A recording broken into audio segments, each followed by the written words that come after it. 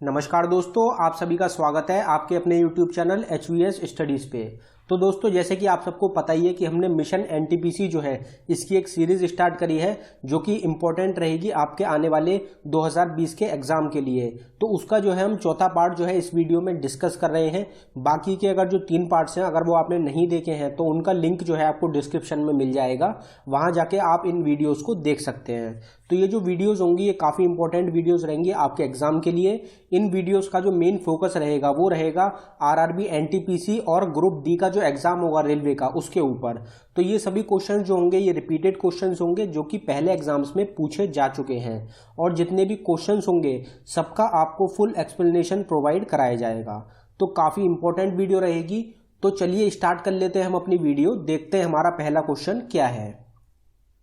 Recently Yoshihide Suga is selected as the prime minister of which country. तो अभी हाल ही में Yoshihide Suga जो है इनको कौन सी कंट्री का प्राइम मिनिस्टर चुना गया है। तो हमारा आंसर हो जाएगा जापान। तो दोस्तों, जापान कंट्री जो है उसके अभी हाल ही में नए प्राइम मिनिस्टर चुने गए हैं जो कि रहेंगे योशीहिदे सुगु। तो ये आपको नाम याद रखना है, योशीहिदे सुगु जो है ये चुने गए हैं नए प्राइम मिनिस्टर जापान कंट्री के। अब इसके ऊपर और कुछ इंपॉर्टेंट क्वेश्चंस देखते हैं। योशीहिदे सुगु जो है ये पहले जापान के चीफ सेक्रेटरी थे। तो इनसे पहले जो प्राइम मिनिस्टर थे जापान के वो थे शिंजो अबे। तो शिंजो अबे जो थे उन्होंने रेजिग्नेशन दे दिया है प्राइम मिनिस्टर की पोस्ट से। किस वजह से? तो उन्होंने हेल्थ इश्यूज की वजह से रेजिग्नेशन दे दिया है प्राइम मिनिस्टर पोस्ट से। तो ये आपको पता होना चाहिए। जापान कंट्री जो है उसकी कैपिटल क्या है? तो कैपिटल है टोक्यो। टोक्यो जो है वो दुनिया की सबसे पॉपुलर सिटी है, मतलब सबसे ज़्यादा पॉपुलेशन जो है कौन सी सिटी की है? तो वो रहेगी टोक्यो। टोक्यो में सबसे ज़्यादा पॉपुलेशन है। पार्लियामेंट नेम पूछा जाता है एग्जाम में जापान का, तो पार्लियामेंट नेम जो है जापान का वो हो जाएगा डाइट। ये आपको नाम याद रखना है। डाइट जो है ये पार्लियामेंट का नाम है जापान का। एक एग्जाम में क्वेश्चन पूछा जाता है कि कंट्री ऑफ सनराइज कौन सी कंट्री को कहा जाता है, तो आपका आंसर हो जाएगा जापान। जापान कंट्री जो है इसको कंट्री ऑफ सनराइज के नाम से भी जाना जाता है क्योंकि जो सूरज होता है वो सबसे पहले निकलता है जापान में। अगर आपसे एग्जाम में स्टेट का पूछा जाए कि इंडिया की कौन सी स्टेट है जिसको कि स्टेट ऑफ सनराइज कहा जाता है, तो आपका आंसर हो जाएगा अरुणाचल प्रदेश। अरुणाचल प्रदेश जो स्टेट है इंडिया की उसको भी स्टेट ऑफ सनराइज के नाम से जाना जाता है। तो ये आपको याद रखना है।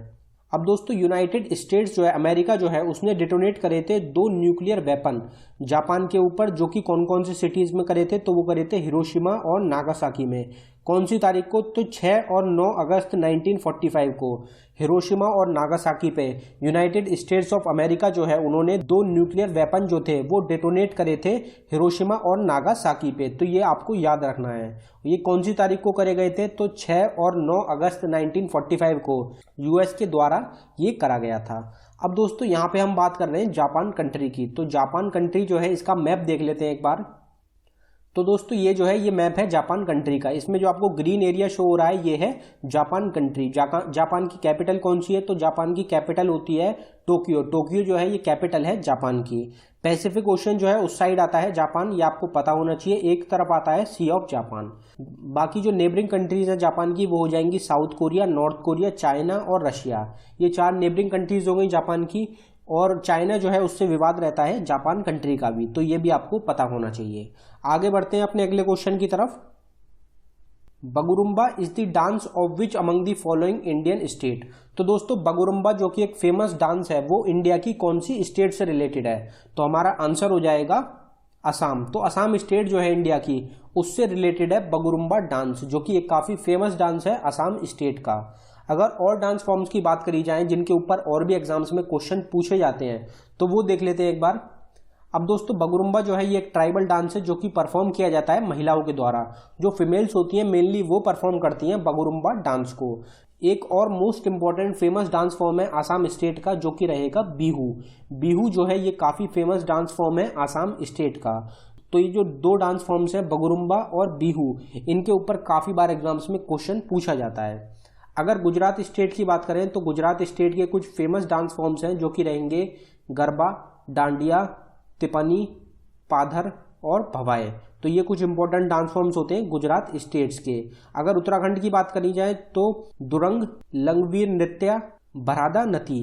तो ये कुछ इंपॉर्टेंट डांस फॉर्म्स हो गए उत्तराखंड स्टेट के। आंध्र प्रदेश स्टेट जो है उसके डांस फॉर्म्स हो जाएंगे कुचिपुड़ी, भामाकल्पन, बुराखटा और लंबडी। तो ये कुछ इंपॉर्टेंट डांस फॉर्म्स हो गए आंध्र प्रदेश स्टेट के। तो ये जो डांस फॉर्म्स होती हैं इनके ऊपर काफी बार एग्जाम्स में क्वेश्चन पूछे जाते हैं। ये जो टॉपिक रहता है ये एक इंपॉर्टेंट टॉपिक रहता है, इसलिए हमने डांस फॉर्म्स के ऊपर एक सेपरेट वीडियो बनाई हुई है जिसका लिंक जो है आपको डिस्क्रिप्शन में मिल जाएगा। वहां पे जाके आप इन डांस फॉर्म्स को याद कर सकते हैं। अब यहाँ पे हम बात कर रहे हैं आसाम स्टेट की। तो आसाम स्टेट जो है उसको एक बार मैप के थ्रू देख लेते हैं। तो दोस्तों ये जो है ये मैप है आसाम स्टेट का। अगर आसाम स्टेट की बात करी जाए तो दिसपुर जो है ये कैपिटल है आसाम स्टेट का। ये आपको पता होना चाहिए, जो कैपिटल होती है उसके ऊपर काफी बार एग्जाम्स में क्वेश्चन पूछ लिए जाते हैं। तो आसाम की जो कैपिटल हो जाएगी वो हो जाएगी दिसपुर। अगर आसाम के चीफ मिनिस्टर की बात करी जाए तो सर्बानंद सोनोवाल जो हैं ये करंट चीफ मिनिस्टर हैं आसाम स्टेट के। अब जो आसाम स्टेट है उसको किस किस चीज़ों के लिए जाना जाता है, तो वाइल्ड लाइफ के लिए, आर्कोलॉजिकल साइट्स के लिए और टी प्लांटेशन के लिए। इन 3 चीज़ों के लिए मेनली जाना जाता है आसाम स्टेट को। जो काजीरंगा नेशनल पार्क है जो कि काफ़ी फेमस नेशनल पार्क है इंडिया का, वो पाया जाता है आसाम स्टेट में। और आसाम को जो है टी प्लांटेशन के लिए भी जाना जाता है। जो टी की प्लांटेशन होती है वो बहुत बड़ी मात्रा में होती है आसाम में, इसलिए इसको टी प्लांटेशन के लिए भी जानते हैं। बाकी एक टेम्पल रहता है जो कि इंपॉर्टेंट रहता है आसाम से, जो कि हो जाएगा कोमाखिया टेम्पल। कोमाखिया टेम्पल जो है ये कहाँ पे लोकेटेड है, तो ये भी लोकेटेड है आसाम स्टेट में। एक होता है उमानंद टेम्पल। उमानंद टेम्पल जो है ये एक पिकॉक आइलैंड पे है जो कि है ब्रह्मपुत्र रिवर पे। तो ये भी आसाम के अराउंड आता है, ये भी एग्जाम में पूछा जाता है। तो ये जो कुछ इंपॉर्टेंट क्वेश्चंस बनते हैं ये आपको याद रखने हैं आसाम स्टेट से। अगले क्वेश्चन की तरफ बढ़ते हैं हमारे। Recently DRDO has announced to open a research lab in which district of Madhya Pradesh. तो दोस्तों मध्य प्रदेश स्टेट जो है इंडिया की, उसकी कौन सी डिस्ट्रिक्ट है जिसपे एक रिसर्च लैब बनाने का अनाउंसमेंट करा गया है DRDO के द्वारा। तो ये मोस्ट इंपॉर्टेंट क्वेश्चन रहता है, करंट अफेयर का एक काफी इंपॉर्टेंट क्वेश्चन है। तो हमारा आंसर हो जाएगा मुरैना। तो मुरैना जो डिस्ट्रिक्ट है मध्य प्रदेश में, वहां पर अनाउंसमेंट करी गई है एक रिसर्च लैब बनाने की DRDO के द्वारा। अब ये जो रिसर्च लैब होगी इसके कुछ इंपॉर्टेंट फैक्ट्स देखते हैं। तो ये जो रिसर्च लैब बनने जा रही है मध्य प्रदेश स्टेट में मुरैना डिस्ट्रिक्ट में, इसमें टोटल खर्चा आने वाला है 2000 करोड़ रुपए का। तो ये एक बहुत बड़ा प्रोजेक्ट रहेगा। जो रिसर्च लैब बनेगी इसमें टोटल खर्चा रहेगा 2000 करोड़ रुपए का। अब यहाँ पे हमने बात करी है DRDO की। तो DRDO जो है इसकी फुल फॉर्म क्या होती है? DRDO की फुल फॉर्म आप सबको पता ही होगा, डिफेंस रिसर्च एंड डेवलपमेंट जो है ये फुल फॉर्म होती है DRDO की, जो कि स्टैब्लिश हुआ था 1958 में। 1958 में स्टैब्लिशमेंट हुई थी DRDO की, defence research and development organisation की, जिसका हेडक्वार्टर है न्यू दिल्ली में। और इसके करंट चेयरमैन कौन है? तो इसके करंट चेयरमैन हो जाएंगे G सतीश रेड्डी। G सतीश रेड्डी जो है ये करंट चेयरमैन है DRDO के। DRDO ने अभी अनाउंसमेंट करी है कि वो एक अपना रिसर्च लैब जो है ये खोलने जा रहा है मध्य प्रदेश के मुरैना डिस्ट्रिक्ट में। तो आपको ये याद रखना है। अगले क्वेश्चन की तरफ बढ़ते हैं हमारे। The rubbing surface of a match box has powdered glass and a little of red. तो जो एक मैच बॉक्स जो होता है, जो माचिस होती है, उसका जो रबिंग सरफेस होता है वहां पे एक तो पाउडर्ड ग्लास होता है और दूसरी चीज वहां पर क्या होती है? तो हमारा आंसर हो जाएगा रेड फॉस्फोरस। तो जो मैच बॉक्स का जो रबिंग सरफेस होता है वहां पर एक तो पाउडर्ड ग्लास होता है और उसके साथ साथ थोड़ा जो होता है रेड फॉस्फोरस जो होता है वो उसमें मिलाया जाता है, जिससे कि जो फायर होती है उसको प्रोसेस किया जा सके। तो ये आपको याद रखना है कि जो मैच बॉक्स होता है उसका जो रबिंग सरफेस होता है उसमें रेड फॉस्फोरस और पाउडर्ड ग्लास का यूज किया जाता है। तो ये भी एग्जाम में क्वेश्चन पूछा जाता है। Who is the ex officio chairman of planning commission? तो दोस्तों इसका आंसर आप सबको पता ही होगा कि प्लानिंग कमीशन जो होती है उसके एक्स ऑफिशियो चेयरमैन जो होते हैं वो कौन होते हैं? तो हमारा आंसर हो जाएगा प्राइम मिनिस्टर। प्राइम मिनिस्टर जो होते हैं ये एक्स ऑफिशियो चेयरमैन होते हैं प्लानिंग कमीशन के। अब कुछ इंपॉर्टेंट क्वेश्चंस देखते हैं इसके ऊपर।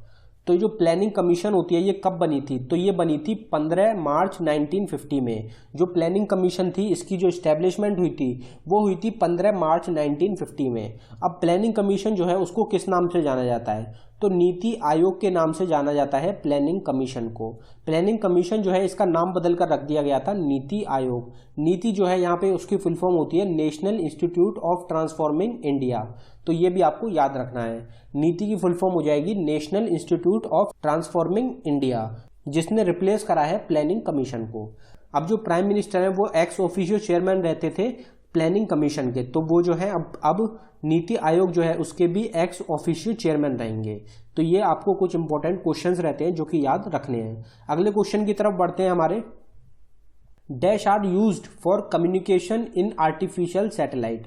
तो आर्टिफिशियल सैटेलाइट्स जो होते हैं उनमें कौन सी वेव का यूज किया जाता है कम्युनिकेट करने के लिए? तो मोस्ट इंपॉर्टेंट क्वेश्चन है, तो हमारा आंसर हो जाएगा रेडियो वेव्स। रेडियो वेव्स जो होते हैं उनका यूज किया जाता है कम्युनिकेशन करने के लिए आर्टिफिशियल सैटेलाइट्स का, तो ये आपको याद रखना है।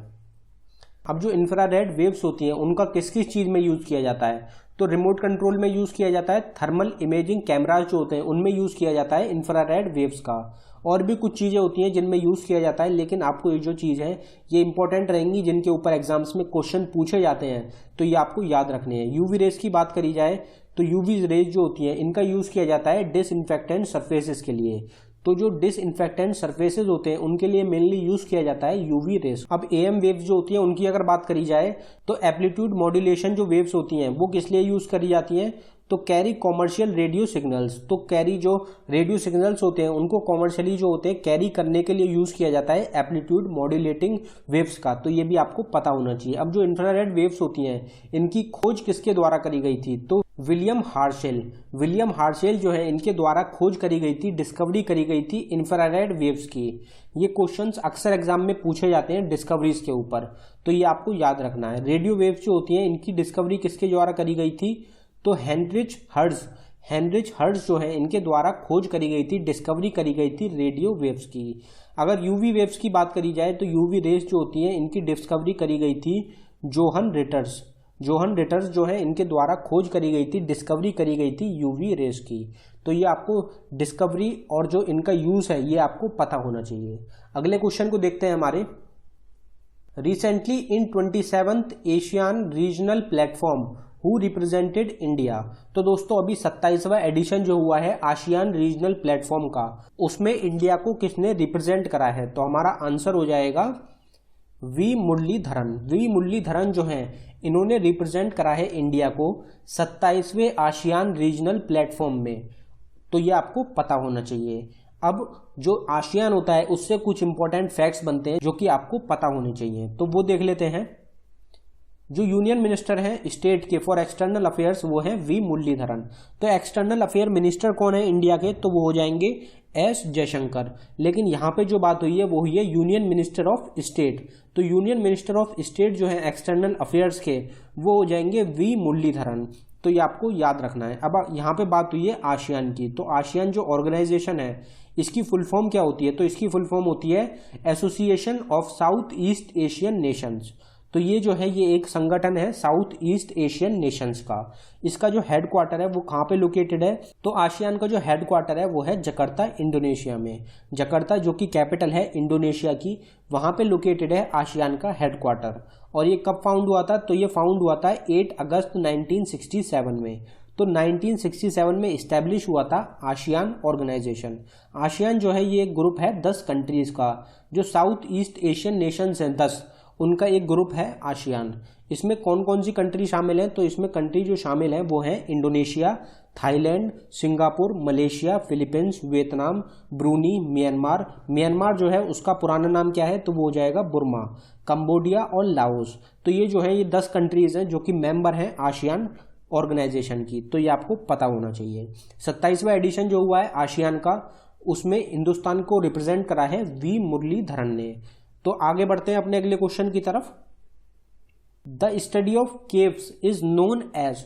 तो केव्स जो होती हैं उनकी स्टडी को क्या कहा जाता है? तो हमारा आंसर हो जाएगा स्पीलियोलॉजी। स्पीलियोलॉजी जो होती है ये होती है स्टडी ऑफ केव्स। तो गुफा जो होती है उनकी स्टडी जो होती है उसको कहा जाता है स्पीलियोलॉजी, तो ये आपको पता होना चाहिए।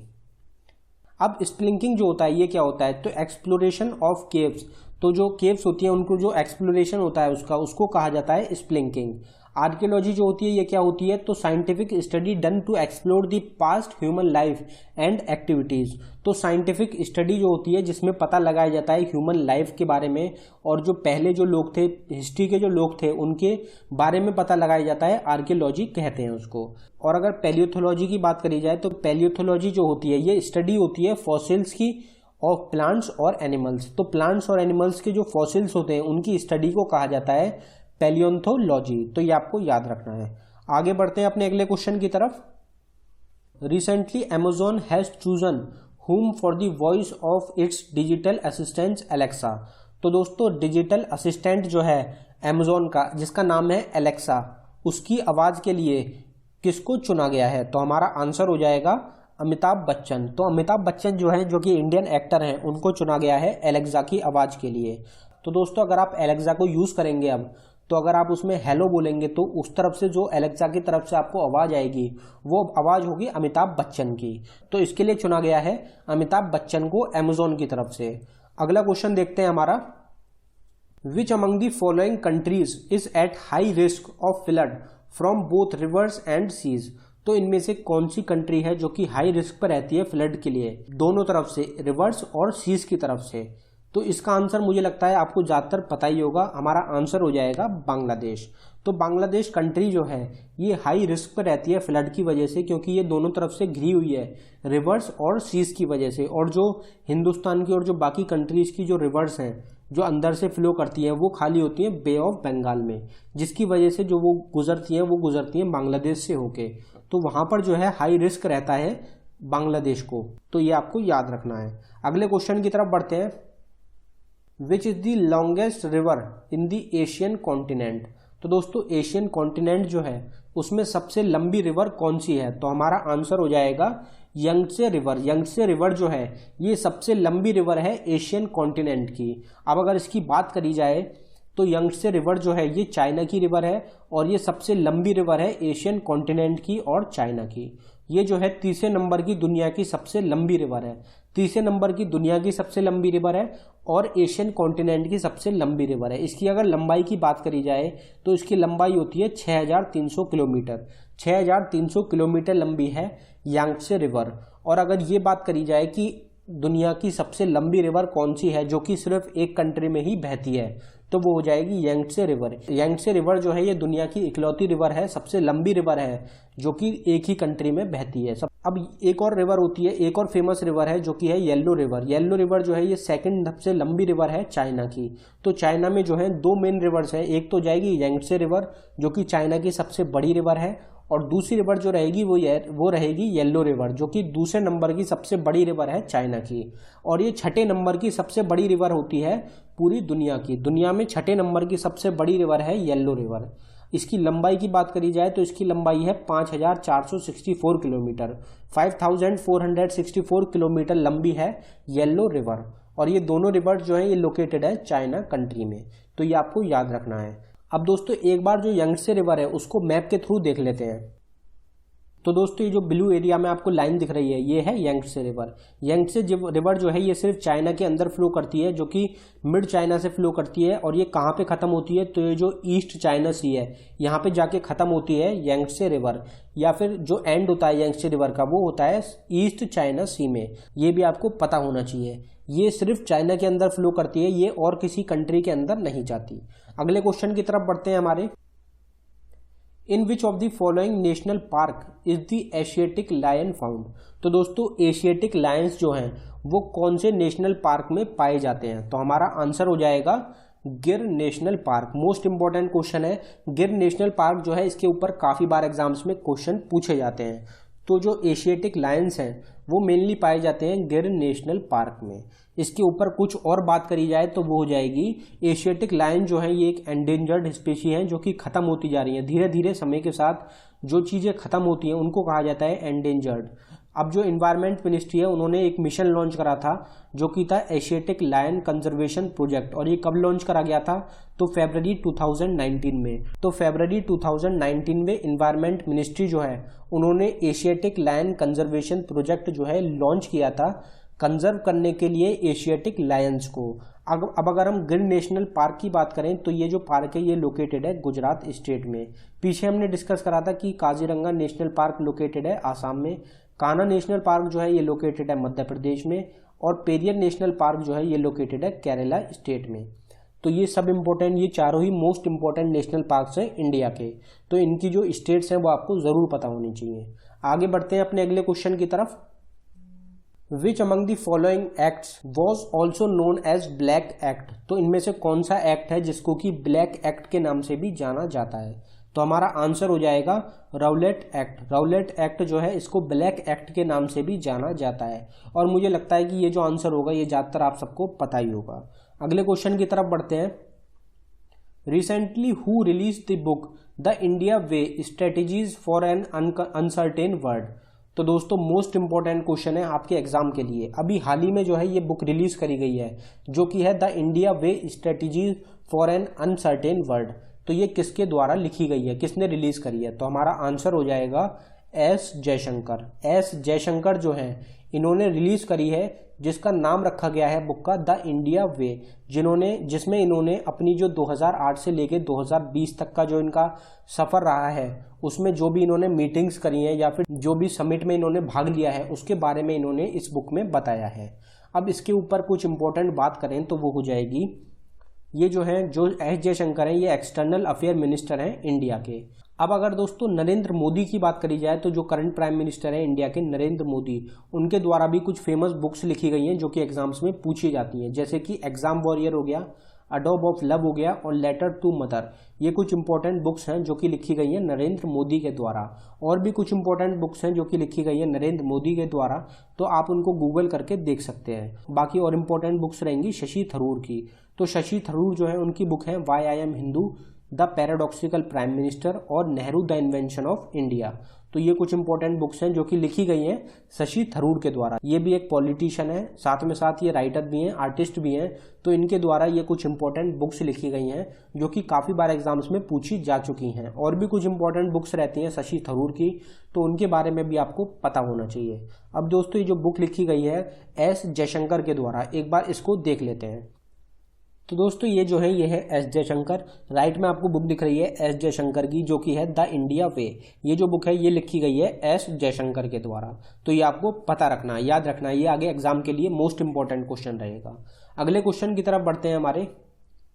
Under which of the following presidency INC's first session held, तो दोस्तों आईएनसी जो है इंडियन नेशनल कांग्रेस, उसका जो पहला सेशन हुआ था उसकी जो प्रेसिडेंसी करी थी वो किसने करी थी? तो हमारा आंसर हो जाएगा WC बैनर्जी। WC बैनर्जी जो है जिनका पूरा नाम है वोमेश चंद्र बैनर्जी, इन्होंने प्रेसिडेंसी करी थी इंडियन नेशनल कांग्रेस के पहले सेशन की। तो ये आपको पता होना चाहिए। अब दोस्तों ये जो है ये कब हुई थी? तो ये हुई थी बॉम्बे में दिसंबर 1885 में। एग्जाम में क्वेश्चन ये भी पूछा जाता है कि आईएनसी जो है इंडियन नेशनल कांग्रेस, उसका जो पहला सेशन हुआ था वो कौन से साल में हुआ था? तो आपका आंसर हो जाएगा 1885 में। जो पहला सेशन हुआ था आईएनसी का वो हुआ था 1885 में। और ये कहाँ पे हुआ था? तो ये हुआ था बॉम्बे में। अब जो WC बैनर्जी हैं ये पहले क्या थे? तो ये पहले एक इंडियन एडवोकेट थे।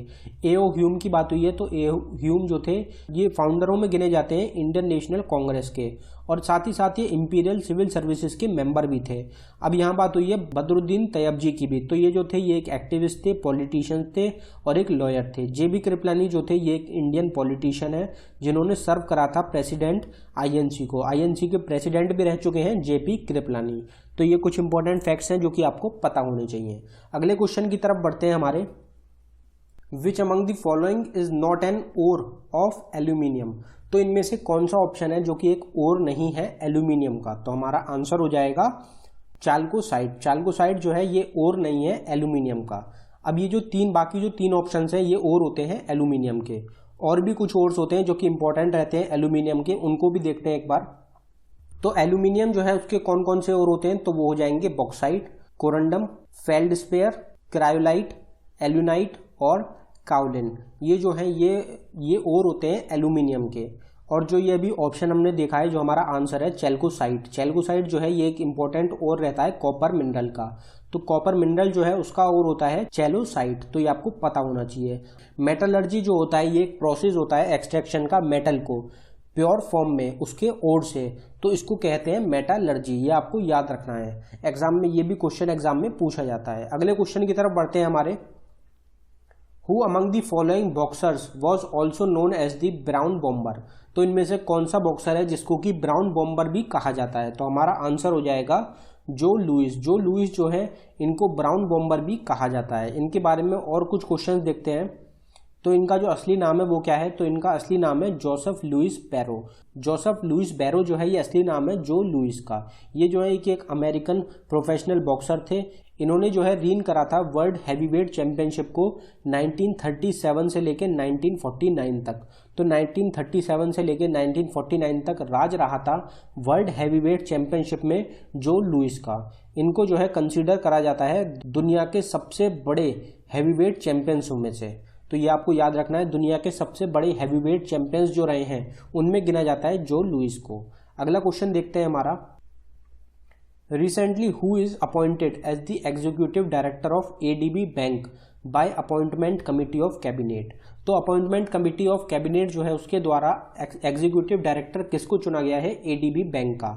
तो हमारा आंसर हो जाएगा समीर कुमार। समीर कुमार जो है ये चुने गए हैं एडीबी बैंक के एग्जीक्यूटिव डायरेक्टर। तो ये जो है करंट अफेयर का एक मोस्ट इंपॉर्टेंट क्वेश्चन रहता है। इसके ऊपर कुछ फैक्ट्स की बात कर लेते हैं। तो एडीबी बैंक की बात हुई है यहाँ पे, तो एडीबी बैंक जो है उसकी फुल फॉर्म हो जाएगी एशियन डेवलपमेंट बैंक, जिसका हेडक्वार्टर है मनीला फिलीपींस में, जो कि फाउंड हुआ था 1966 में। और इसके जो करंट प्रेसिडेंट है वो कौन है, तो मसत्सुगु आसाकावा। मसत्सुगु आसाकावा जो है ये करंट प्रेसिडेंट है एशियन डेवलपमेंट बैंक के। तो ये जो है ये आपको याद रखने हैं। कोई भी ऑर्गेनाइजेशंस के बारे में या फिर बैंक के बारे में अगर एग्जाम में क्वेश्चन पूछा जाए तो उसकी फुल फॉर्म, हेडक्वार्टर, फाउंडर और प्रेसिडेंट, ये चार जो है आपको जरूर पता होने चाहिए। अगले क्वेश्चन की तरफ बढ़ते हैं। The maximum part of white blood cells made up of. तो दोस्तों WBC जो होती है उनका जो मैक्सिमम पार्ट होता है वो किस चीज से बना होता है, तो हमारा आंसर हो जाएगा न्यूट्रोफिल्स। न्यूट्रोफिल्स जो होते हैं इनसे मिलके बना होता है WBC का मेन पार्ट। अब इसके ऊपर और कुछ बात करी जाए तो न्यूट्रोफिल्स जो होते हैं ये 40 से 70% जो वाइट ब्लड सेल्स होते हैं उनका बना होता है ह्यूमन में। तो ह्यूमन में जो वाइट ब्लड सेल्स होते हैं उसमें जो 40 से 70% होते हैं वो होते हैं न्यूट्रोफिल्स। अगर वाइट ब्लड सेल्स की बात करी जाए तो ये किस लिए होते हैं, तो ये फाइट करते हैं इन्फेक्शन से और प्रोटेक्ट करते हैं हमको डिसीजेस से। तो हमें जो डिसीजेज और इन्फेक्शन से प्रोटेक्ट करते हैं वो करते हैं वाइट ब्लड सेल्स। और वाइट ब्लड सेल्स जो है ये एक केमिकल बनाते हैं जिसको कि कहा जाता है एंटीबॉडीज। तो एंटीबॉडीज के ऊपर अभी बहुत चर्चा चल रही थी कोरोना काल में। कोरोना काल में जो एंटीबॉडीज होती हैं वो मोस्ट इंपॉर्टेंट रोल निभा रही हैं अपना। तो इसलिए जो वाइट ब्लड सेल्स होती हैं मेनली उनका काम होता है एंटीबॉडीज बनाने का। WBC जो होती है वाइट ब्लड सेल्स जो होती हैं इनको और किस नाम से जाना जाता है, तो इनको सोल्जर ऑफ बॉडी भी कहा जाता है। तो ये भी एग्जाम में क्वेश्चन पूछा जाता है। ब्लड जो होता है वो 4 पार्ट में डिवाइड होता है। एक तो होता है प्लाज्मा, एक होता है RBC रेड ब्लड सेल्स, एक होता है WBC वाइट ब्लड सेल्स और एक होते हैं प्लेटलेट्स। तो ये पार्ट्स होते हैं जिनका बना होता है ब्लड। अगला क्वेश्चन देख लेते हैं हमारा, recently America has partnership with which country for piece and security in Indian ocean. Most important question है, करंट अफेयर का एक काफी इंपॉर्टेंट क्वेश्चन रहेगा। तो अभी हाल ही में अमेरिका ने कौन सी कंट्री के साथ एक अभ्यास करा है या पार्टनरशिप करी है पीस और सिक्योरिटी के लिए इंडियन ओशन में, तो हमारा आंसर हो जाएगा मालदीव्स। तो मालदीव्स जो है जो कि एक आइलैंड है, इसके साथ अमेरिका ने मिलके एक पार्टनरशिप करी है या फिर एक कॉन्ट्रैक्ट साइन करा है पीस और सिक्योरिटी के लिए इंडियन ओशन में। अब दोस्तों आप में से ज़्यादातर लोग जो होंगे वो इंडिया पे टिक करके आएंगे, लेकिन यहाँ पे जो ये साइन करा गया है ये करा गया है मालदीव के साथ। तो ये आपको याद रखना है। अगर मालदीव्स की बात करी जाए तो एक बार मालदीव्स को देख लेते हैं। तो दोस्तों ये जो आपको रेड एरिया में नीचे दिख रहा है ये है मालदीव्स। मालदीव जो है ये एक आइलैंड है जो कि आता है अरेबियन सी में, जो कि लगा हुआ है इंडिया और श्रीलंका के पास में। तो इंडिया और श्रीलंका के पास में है मालदीव्स। तो आपको याद रखना है मले जो है ये कैपिटल होती है मालदीव्स की। तो ये भी आपको पता होना चाहिए। अगले क्वेश्चन की तरफ बढ़ते हैं हमारे, world ozone day is observed every year on. तो दोस्तों हर साल वर्ल्ड ओजोन डे जो होता है ये कौन सी तारीख को सेलिब्रेट किया जाता है, तो हमारा आंसर हो जाएगा 16 सितंबर। हर साल 16 सितंबर को सेलिब्रेट किया जाता है वर्ल्ड ओजोन डे। अब दोस्तों यहाँ पे जो वर्ल्ड ओजोन डे की बात हुई है, तो वर्ल्ड ओजोन डे जो होता है इसकी जो 2020 की थीम है वो इंपॉर्टेंट रहेगी। तो एक बार थीम देख लेते हैं वर्ल्ड ओजोन डे 2020 की। तो वर्ल्ड ओजोन डे 2020 की थीम रही है ozone for life 35 year of ozone layer protection. तो दोस्तों ये जो है ये थीम रही है वर्ल्ड ओजोन डे 2020 की, ozone for life 35 year of ozone layer protection. अब दोस्तों ये जो डेज के ऊपर एग्जाम में क्वेश्चन काफ़ी बार पूछे जाते हैं, तो डेज के ऊपर बहुत इंपॉर्टेंट क्वेश्चंस बनते हैं। तो सितंबर मंथ से जो भी इंपॉर्टेंट क्वेश्चन बन सकते हैं हम उनको देख लेते हैं एक बार। तो 7 सितंबर को सेलिब्रेट किया जाता है international day of clean air for blue sky. ये जो है 2020 से स्टार्ट हुआ है, 2020 में पहली बार सेलिब्रेट किया गया है international day of clean air for blue sky. तो ये आपको याद रखना है, ये सेलिब्रेट किया जाता है 7 सितंबर को। 8 सितंबर की बात करें तो 8 सितंबर को सेलिब्रेट किया जाता है इंटरनेशनल लिटरेसी डे। हर साल इंटरनेशनल लिटरेसी डे जो होता है ये सेलिब्रेट किया जाता है 8 सितंबर को। 14 सितंबर को सेलिब्रेट किया जाता है हिंदी दिवस। जो हमारी मातृभाषा है हिंदी, उसको प्रचार करने के लिए उसको सेलिब्रेट किया जाता है 14 सितंबर को। 15 सितंबर को सेलिब्रेट किया जाता है इंटरनेशनल डे ऑफ डेमोक्रेसी और इंजीनियर्स डे इंडिया में। तो इंडिया में इंजीनियर्स डे सेलिब्रेट किया जाता है 15 सितंबर को, और पूरी दुनिया में इंटरनेशनली सेलिब्रेट किया जाता है डे ऑफ डेमोक्रेसी 15 सितंबर को। 16 सितंबर जो हमारा क्वेश्चन था उसमें सेलिब्रेट किया जाता है वर्ल्ड ओजोन डे। 21 सितंबर को सेलिब्रेट किया जाता है इंटरनेशनल डे ऑफ पीस। 27 सितंबर को सेलिब्रेट किया जाता है वर्ल्ड टूरिज्म डे, और 29 सितंबर को सेलिब्रेट किया जाता है वर्ल्ड हार्ट डे। तो ये कुछ इंपॉर्टेंट डेज हैं सितंबर से जो कि एग्जाम्स में पूछे जाते हैं, तो ये आपको याद रखने हैं। अगला क्वेश्चन देख लेते हैं हमारा, on which of the following rivers Ukai project has been created. तो उकई प्रोजेक्ट जो है ये कौन सी रिवर पे बना हुआ है। तो रिवर्स के ऊपर भी मोस्ट इंपॉर्टेंट क्वेश्चंस बनते हैं, हर एग्जाम में आपको रिवर के ऊपर एग्जाम में क्वेश्चन जरूर मिलेंगे। तो ये जो है ये कौन सी रिवर के ऊपर बना हुआ है, तो हमारा आंसर हो जाएगा ताप्ती रिवर। ताप्ती रिवर जो है उसके ऊपर बना हुआ है उकई प्रोजेक्ट। तो ये जो है इंपॉर्टेंट क्वेश्चन रहता है। अगर इसकी कुछ एक्स्ट्रा बात करी जाए तो वो देखते हैं।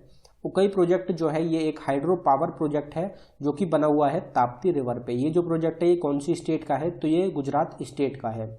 इसका पर्पस क्या है, तो इसका जो पर्पस है वो है इरिगेशन का, पावर जनरेशन का और है फ्लड कंट्रोल। तो इरिगेशन के लिए यूज़ किया जाता है उकई प्रोजेक्ट को, पावर जनरेशन में यूज़ किया जाता है और फ्लड कंट्रोल में यूज़ किया जाता है। अब अगर ताप्ती रिवर की बात करी जाए तो ये ओरिजिनेट कहाँ से होती है, तो मुल्तई रिजर्व फॉरेस्ट जो है मध्य प्रदेश का, वहाँ से ओरिजिनेट होती है, वहाँ से निकलती है ताप्ती रिवर। और अगर एंड पॉइंट की बात करी जाए तो वो हो जाएगा अरेबियन सी। अरेबियन सी जो है उसमें जाके ख़त्म हो जाती है ताप्ती रिवर।